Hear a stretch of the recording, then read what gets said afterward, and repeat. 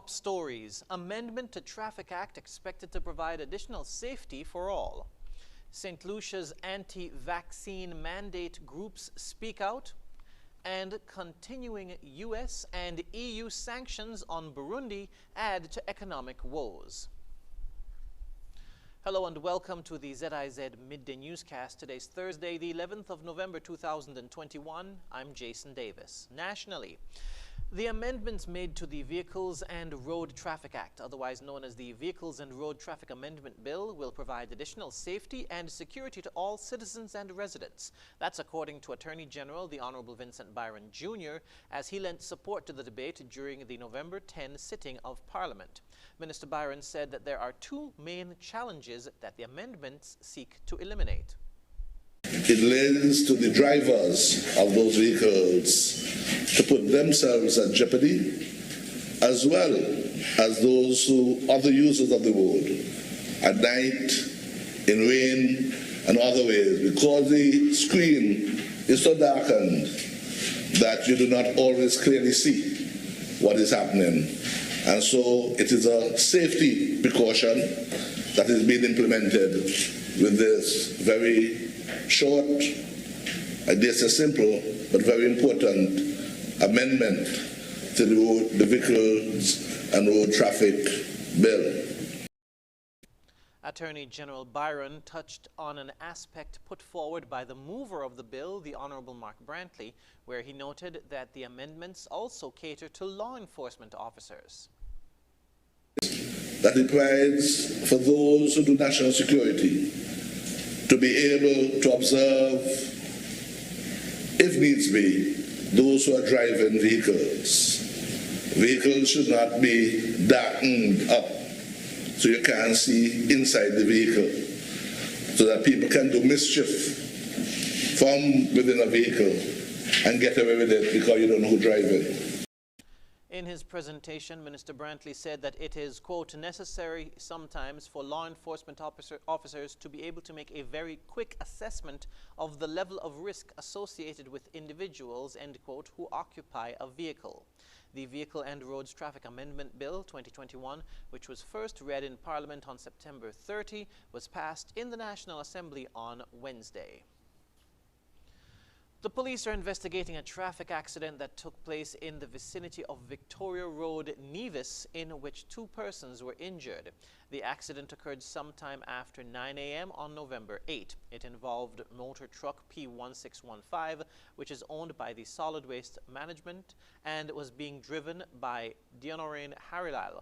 Investigations so far have revealed that P1615 was being pulled by another solid waste management truck towards Charlestown when Harilal lost control at Nanton Corner. According to the police, the truck bumped the side wall and ended up several feet away from the road where it overturned. Devon Richardson, who was a passenger in the truck, was trapped inside. Members of the St. Kitts and Nevis Fire and Rescue Services arrived at the scene and helped to extricate him using the jaws of life. Both occupants of the vehicle were transported to the Alexandra Hospital, where they are warded in stable condition. Harilal suffered injuries to the face, and Richardson suffered several broken fingers and a broken wrist. In other news, the National Trust in St. Kitts has entered into partnership with two entrepreneurs that are intended to generate revenue for all. In October, the Trust signed agreements with Alex Tobias, owner of the Smoothie Shack, which is located in the archway of the museum, and Isilma Hanley, who operates a small cafe on the west wing veranda of the building. According to a statement, the Trust is excited to partner with these two vendors who've been operating their businesses for several years on the street next to the building, but who, like many other vendors in the city center, were challenged for space when the authorities removed all vendors from the roadsides. The veranda was retrofitted with French glass doors and to create glass windows to create an enclosure for the cafe without compromising the aesthetics of the building. The Smoothie Shack is housed in a bamboo structure within an open space in the archway. The statement said even though the museum building is not historically known to cater for vendors of this nature, the trust decided to provide benefits for the vendors, their customers, and the organization. The National Trust is encouraging persons who are interested in leasing spaces to contact them by email at schs@sisterisles.kn, or you can call 465-5584. We now move to news on the regional scene. Following the statement issued by the St. Lucia Medical and Dental Association regarding its position on the COVID vaccines, an anti-vaccine mandate alliance has issued its own press release denouncing the association's position as medical overreach. More in this DBS News report. Citizens' Choice, Humans Are Free, and Conscious Health SLU are three groups who are standing against any attempts to mandate the COVID vaccine in St. Lucia. The SLMDA statement that every eligible citizen should be vaccinated has not gone down well with the groups, who accuse the medical body of attempting to infringe on the rights of citizens. The government has said that they are not going to make it mandatory, but what is happening right now is that we have companies in the private sector making it mandatory for their employees. And we believe this is medical overreach. We believe that this is an attack on our freedom of choice, on our constitutional freedom. And so we are telling the Medical and Dental Association that this reminds us of the time prior to and during the Second World War in Germany, when people had no choice. They were treated as lab rats by Hitler and his cohorts, and we will not stand for it, and that we will mobilize the citizenry to resist that oppression. The groups believe that the CMO's advice to the cabinet, both former and current, has been skewed and have called for her replacement. That includes not permitting the use of ivermectin as a COVID-19 treatment. We believe that the CMO, together with the Medical and Dental Association, have given the government advice that was not critically analyzed, and that we list the reasons why we believe that at this point in time, the government should look to replace the CMO and assign her to another position that is less challenging, and where they will get someone who will give them more balanced, more objective information. The groups have also called for the monitoring and the recording of adverse effects of the COVID-19 vaccines and for that information to be publicized. For the DBS News World, I am ZIZ Romulus. In Antigua and Barbuda, hundreds of the nation's children were left stranded on Tuesday morning when school buses failed to turn up at the usual pickup points. Drivers and conductors of the national school bus system took industrial action early Tuesday at the government's motor pool. Their major grievance, a management structure which they say leaves them deflated. ABS's Ursel Charles Jr. reports. Children were left uncollected and the bus engines were left cold as school buses stayed exactly where they've been parked overnight. Early Tuesday saw the protest action of scores of drivers and conductors employed with the national school bus system. Speaking on behalf of the disgruntled workers, Kim Riley, the Antigua-Barbuda Workers' Union representative, explains what led to the industrial action. The matter this morning, the employees would have written to the company about their grievance with the manager, Mr. Austin Joseph, who seemingly has been victimizing and even speaking indecent language to them. Riley says management had asked for some time to resolve the issue, but Tuesday the employees had had enough. Employees must have a good working relationship, comfortable. They cannot come to work every day and feel pressured, and you know their job is so risky, going out into the road to let the children cross, much less to be on the mind of a manager pressuring them and bringing them behind their back. So, but I'm happy that the matter is somewhat addressed.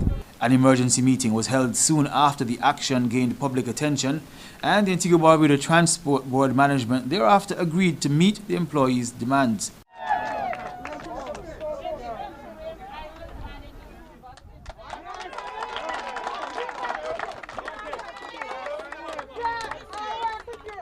Having consulted the General Manager of Transport Board, he have decided to immediately remove that structure, that management structure that was put in place. And in the interim, I will assume the duties of the school bus system until the matter is resolved. Most of the issues resolved, conductors on their way back to work, resuming at 12 noon today, following, of course, meetings with the Human Resource Manager here at the Antigua Barbuda Transport Board Motor Pool, and, of course, Union Representative Kim Riley. Reporting for ABS News, I'm Ursula Charles Jr.